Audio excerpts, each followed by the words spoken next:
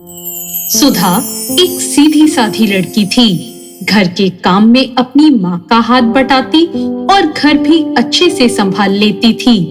अब उसकी शादी की उम्र हो गई थी। एक दिन रमेश के साथ उसका रिश्ता तय हो गया। जी हमें लड़की बहुत पसंद है। हमें अपने रमेश के लिए आपकी लड़की पसंद है और जल्द ही दोनों की शादी हो गई। आओ बहू, तुम्हारा स्वागत है। सुधा ने घर अपनी सास के साथ मिलकर बहुत अच्छे से संभाल लिया। रमेश की प्राइवेट नौकरी थी, लेकिन कुछ समय बाद वो छूट गई। क्या हुआ? मेरी नौकरी छूट गई। कोई बात नहीं, तुम कोई दूसरी नौकरी ढूंढ लो। रमेश नौकरी तलाशता हुआ थक गया, पर उसे कोई नौकरी नहीं मिली। पर ऐसे घर कैसे चलेगा? क्या करूं? डिग्री होते हुए भी कोई नौकरी मिल ही नहीं रही है, और जो मिलती भी है उसमें तनख्वाह बहुत ही कम देते हैं। जमा किया पैसा भी अब खत्म हो रहा है। कितने खर्चे हैं गृहस्थी के, पता नहीं कैसे काम चलेगा। हाँ माँ जी, ये भी परेशान है, मैं जानती हूँ। अब इन्हें कम पैसों वाली ही सही नौकरी तो करनी ही चाहिए, कुछ तो पैसा घर में आए। फिर रमेश को एक जॉब मिली जिसमें रुपए थोड़े कम थे, पर अभी उसे जरूरत थी, इसलिए उसने हाँ कर दी। बहू, आज तुमने खाने में क्या बनाया है? माँ जी, क्या करूँ, कोई सब्जी ही नहीं थी। आज ये अचार खा लेते हैं, मेरी मम्मी ने दिया था। अरे वाह बहू, ये अचार तो बहुत ही स्वाद है। तुम्हारी मम्मी ने बनाया है क्या? हाँ माँ जी, वैसे मैं भी बना लेती हूँ ये अचार।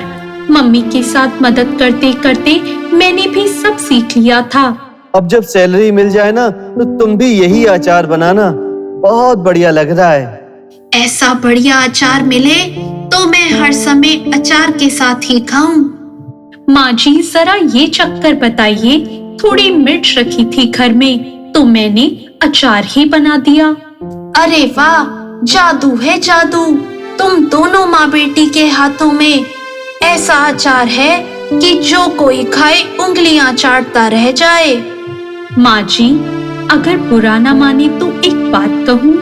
बोलो सुधा। माँ जी, मैं सोच रही हूँ कि क्यों ना ये अचार बनाकर बेचना शुरू कर दूं।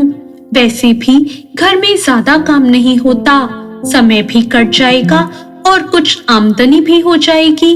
और हाँ, मैं भी तुम्हारी मदद कर दूंगी, पर मुझे अचार बनाने के बारे में ज्यादा कुछ पता नहीं है।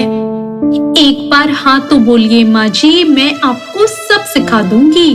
ठीक है, तो फिर इस महीने की सैलरी से अचार का सामान भी ले आना। सुधा बहुत खुश हो गई और रमेश की सैलरी आते ही मसाले, आम, नींबू, मिर्ची, गाजर, मूली और अचार बनाने की बाकी सभी चीजें भी बाजार जाकर ले आई।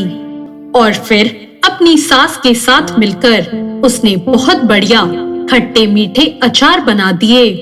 अचार तो बन गया सुधा, पर अब इसे बेचोगी कैसे? अरे, हम दोनों जाकर खुद ये अचार बाजार में बेच देंगी। फिर वो दोनों अचार बेचने बाजार गई। अचार ले लो, अचार ले लो, गाजर, मूली, आम, नींबू, सभी तरह के अचार। अरे, ये अचार कैसे दिया? जरा चखाना तो। ये लीजिए, अचार बहुत स्वाद है, चखकर तो बताइए। ये तो बहुत ही स्वाद है, ऐसा करो 1 किलो दे दो।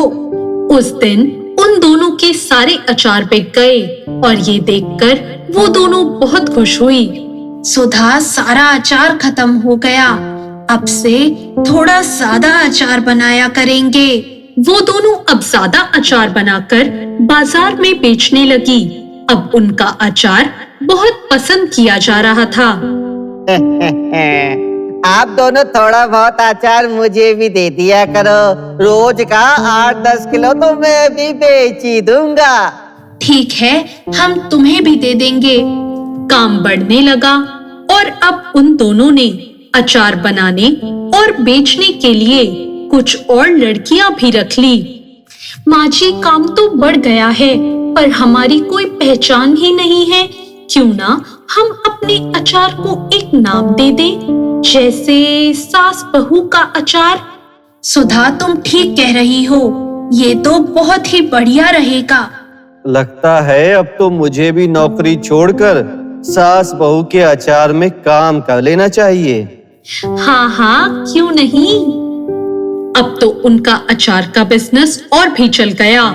उन्होंने छोटे बड़े होटल्स में भी अचार सप्लाई करना शुरू कर दिया और काम इतना बढ़ गया कि उन्होंने अचार की एक फैक्ट्री भी लगा ली। माँ जी, ये तो आप दोनों की मेहनत ही है, वरना मैं तो हिम्मत हार चुका था। मेरी नहीं बेटा, ये तो सुधा की हिम्मत और मेहनत है जिसने ये सब कर दिखाया। हमारी बहू है ही इतनी अच्छी। नहीं माँ जी, ये मेरी नहीं, हम दोनों की मेहनत है। अगर आपका साथ ना होता तो मैं ये कभी नहीं कर पाती। अब उन दोनों ने अपनी मेहनत से अपने जीवन को सफल बना लिया। इससे हमें ये सीखने को मिलता है कि बुरे वक्त में हमें कभी हार नहीं माननी चाहिए।